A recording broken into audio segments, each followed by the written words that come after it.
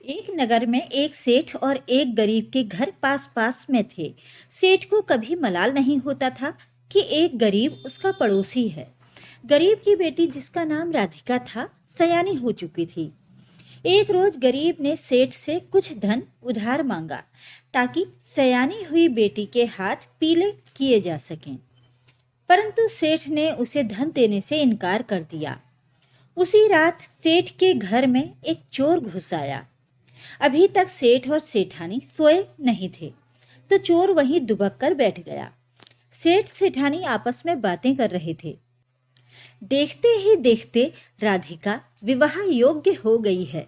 सेठानी ने कहा, हाँ, लड़कियां कूड़े के ढेर की तरह बढ़ती हैं, पता ही नहीं चलता कब सयानी हो जाती हैं। सेठ ने कहा, अब राधिका के पिता को उसके हाथ पीले कर देने चाहिए। पता नहीं उसके माता पिता क्यों नहीं ये बात सोच रहे। सेठानी ने कहा, वो सोच तो रहे हैं, पर उनके पास धन की कमी है। आज राधिका के पिता ने मुझसे कुछ धन उधार मांगा था। सेठ ने बताया। तो क्या आपने उनको धन दिया? सेठानी ने पूछा। नहीं, मैंने उसे देने से इनकार कर दिया, ये सोचकर कि वो गरीब आदमी है, लौटाएगा कैसे। पर मुझे लगता है राधिका के पिता को कुछ धन दे देना चाहिए। लड़की का कन्यादान ही समझ लेता, इससे कुछ पुण्य मिल जाता। पर मैं अब उसे नहीं दे सकता। जिसे मैं धन के लिए एक बार मना कर देता हूँ, उसे दोबारा धन नहीं देता। कहते हुए सेठ ने आह भरी। कुछ देर बाद सेठ सेठानी बातें करते करते सो गए। चोर ने सेठ के घर से धन की पोटली चुरा ली और सेठ के घर से निकल आया। सेठ के घर से निकलकर उसे याद आया कि उसकी पत्नी ने कुछ बर्तन चुरा कर लाने को बोला था। वो तो भूल गया था, पर अब दोबारा सेठ के घर में घुसना उसे सुरक्षित नहीं लगा। तो उसने सोचा, गरीब के घर से कुछ बर्तन चुरा ले जाता हूँ। ये सोचकर वो गरीब के घर में बर्तन चुराने के उद्देश्य से घुस गया। गरीब के घर में भी जाग थी। जिसकी सयानी बेटी घर पर कंवारी बैठी रहे, उन माता पिता को नींद भी कैसे आए। चोर दुबक कर बैठ गया तो सेठ ने धन देने से इनकार कर ही दिया। गरीब की पत्नी ने कहा, हाँ, इनकार कर दिया, पर वो अपनी जगह सही भी है। वो व्यापारी आदमी है, उसे धन का लेन देन करना होता है। हम उसे समय पर धन न लौटा पाए तो उसके व्यापार की पूंजी अटक जाएगी। अब उसे भी अपना सोचना होगा। गरीब ने ये कहते हुए ठंडी आह भरी।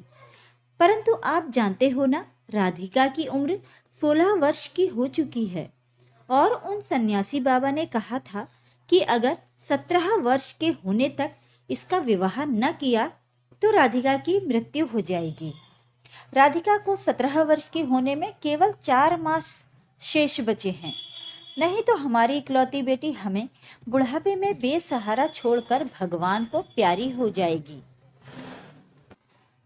गरीब की पत्नी ने सुबकते हुए कहा, हाय रे मेरी किस्मत, मुझ गरीब के घर पैदा किया और साथ में राधिका को मिला अभिशाप। मैं क्या करूं? कहां से धन लाऊं उसका कन्यादान करने के लिए? इससे बेहतर ईश्वर राधिका की जगह मेरे प्राण ले ले। गरीब ने आह भरी। चोर सब सुन रहा था।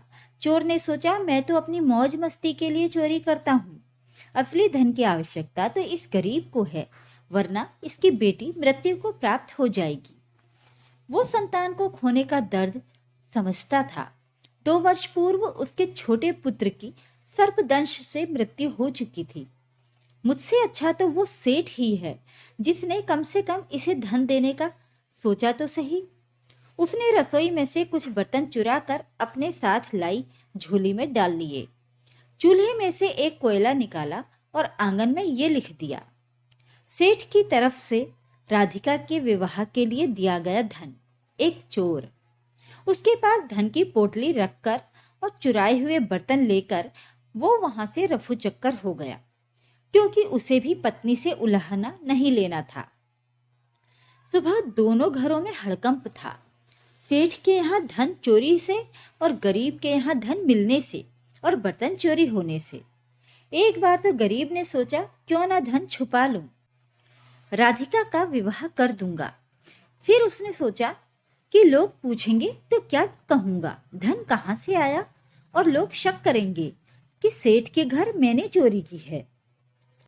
मुझसे अच्छा तो वो चोर ही अच्छा निकला, जो मेरी व्यथा सुनकर चुराया हुआ धन राधिका के विवाह के लिए छोड़कर चला गया।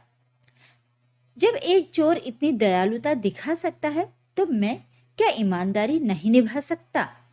गरीब सेठ के धन की पोटली उसके घर ले गया और सारा किस्सा कह सुनाया। सेठ को अपने घर लाकर चोर की लिखी हुई बात भी पढ़वाई। सेठ ने सोचा, एक चोर इतना अच्छा हो सकता है, चुराया हुआ धन इस गरीब की बेटी के विवाह के लिए छोड़ जाता है और कहता है कि सेठ की तरफ से है, तो क्या मैं इस गरीब की बेटी के लिए कुछ धन नहीं दे सकता।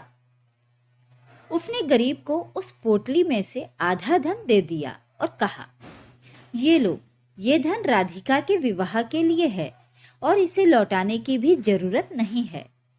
ये सुनकर गरीब बोला, सेठ जी, आप बहुत अच्छे हैं।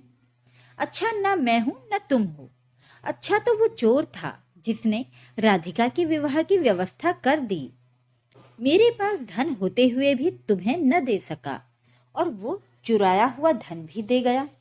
काश ऐसे अच्छे चोर और भी हों। सेठ जी ने ये कहते हुए गरीब को गले से लगा लिया।